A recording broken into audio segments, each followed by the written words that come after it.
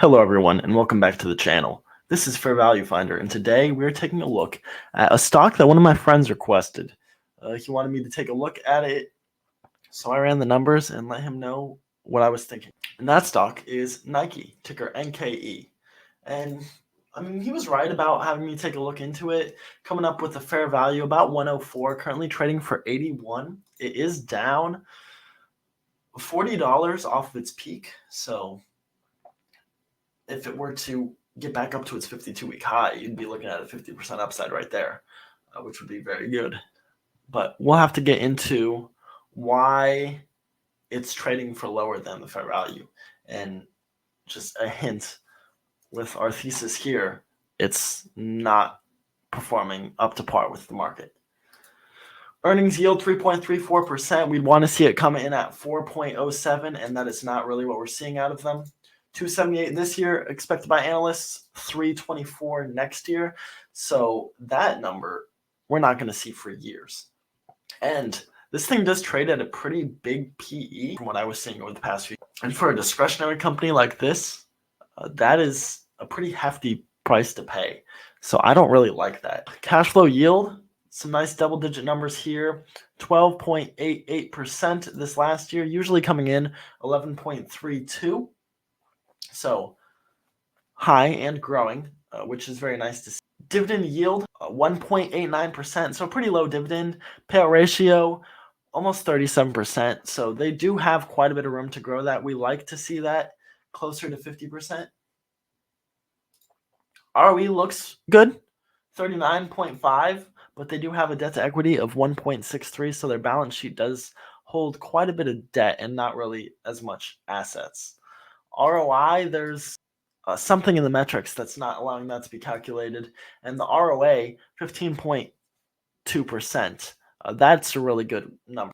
We already touched on the debt to equity. It looks like we'd really want to see them pay off about $9 billion worth of debt. Margins, some pretty strong gross margins. 44.56, usually around 44.72. And then net margins, 11.1, usually 11.7. So they did have a bit of a down year for both the net and the gross margins, but nothing too crazy. So now we get into our thesis. Over the last few years, they've had revenue growth, but analysts are expecting that to stop and to actually have a decline in revenues. So over the past 3 years, 4.9%, 2 years, 3.2%, and analysts are now projecting a 7% drop this year and a 1.7% drop the following year. So that makes it pretty tough. We're going to start with a negative 3% revenue growth for our thesis and go from there, because that does seem to be a pretty reasonable case based on what analysts are projecting. For the share count, they've been buying back shares 1.6%, 1.5%, so we're going to go with 1.5. Cash flows, this is usually something that's growing. It could continue to grow with a decline in the revenues. They could fix some of the operations of the company and still see a larger cash flow, even though their revenues are dropping. But we'll have to see if that's the case. If that is the case, it probably wouldn't be a massive number, maybe something 1% or less. So we're being a little generous with this one. Assets have been really flat, so we're going to keep them flat. They've been selling off just barely. Liabilities, they have been selling off.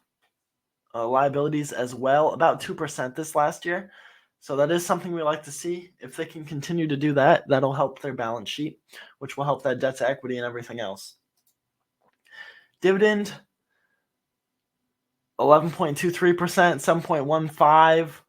Currently have a payout ratio of 37% and a yield of 1.9. So there's definitely room to grow it. If they're going to continue to grow at the same dollar amount, this yield is going to decline year over year. 6% is not bad. I mean, we like to see a double digit, but 6 to 7 is probably what they're going to come in line with from what we've seen. And then margins, they're probably just going to float around the 11s. So 1% growth from where they're starting at now gets them back up to the average in 5 years. So it gives them some wiggle room within that range over that time frame. And so with this being our thesis, we're looking at average growth in the fair value of 4.6% annually. Once you factor in the dividend there, we're talking about 6.5%. So it is underperforming markets. We really like to see 8 to 10%, especially when there's a dividend. But buying at today's price, you are getting a pretty good discount from the fair value. And so you're looking at, in the 3 years, returns in line with markets, and in the 5 years, underperforming markets by 10%. And that's because this low return here. If you buy SPY and get your 8 to 10% annually, you're going to have 10% more money at the end of the time frame. We can adjust this to look at some different scenarios. Like, let's assume that revenue doesn't decline, and actually that can grow at 3%. We see almost 5% in the 3 year, 3% in the 2 year, well, maybe 2% more fair, something kind of small. Well, that raises our returns up to just shy of 7%. Once you factor in the dividend, you're in line with SPY now. Share count, that does look good. I don't think that's going to change much.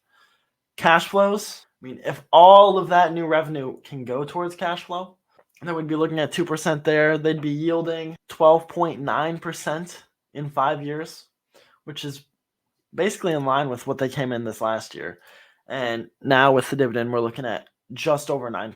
But there's not really many other levers to pull. This is a large, consistent company for the most part. That dividend, we might be able to adjust it up a little bit. I don't think it's going to be anything too crazy, like 6.5%.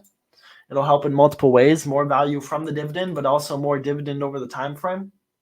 Now we're looking at 9.25, but I don't see a super bull case where this is going to outperform the market. I like what I see with the cash flow yield, the margins, and the ROA.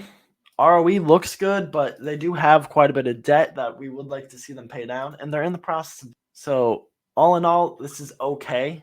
I want a bit of a bigger discount for what I'm buying, but that's a personal decision at the end of the day. It's not really a dividend stock.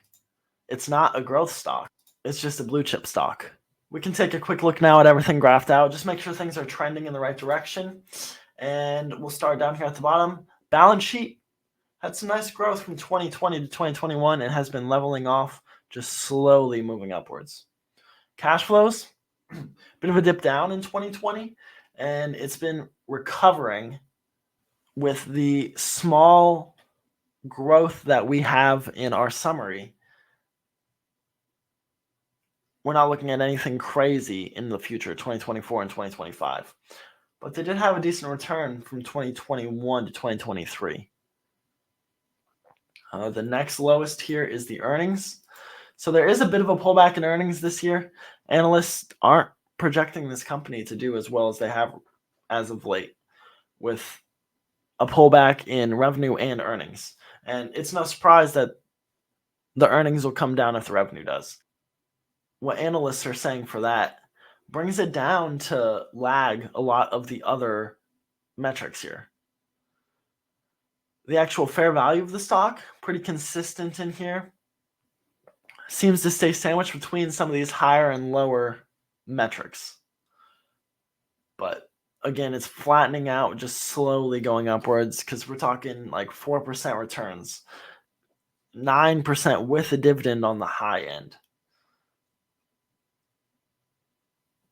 The actual share price has been on the decline. It hit a peak in 2021 and 2022. It pulled back, slight drop in 2023, and now it's down. Like I said, if you buy today and it gets back up to where it was a year ago, you'd be looking at 50% returns. So it's had a rough year, which kind of makes sense from what we're seeing. If there's other opportunities in the market, I'm not going to invest my money in a company where I'm thinking in a reasonable case I'm going to make 4%. And then the dividend is the main value driver here. They've done pretty well on dividend growth, but they still got some room to go. Like I said, they're not really in the payout ratio range that we like to see, and they don't have a very high starting yield. 3.5% is really what I would classify to be a dividend stock. And double-digit dividend growth rate would be what I would consider to be a dividend growth stock. And it's really neither of those.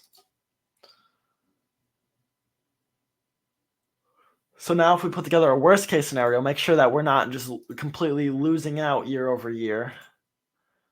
We can go with the worst case analyst projection of negative 7% this year. Share count, again, they're really consistent at that, so we'll keep it as is. Cash flows,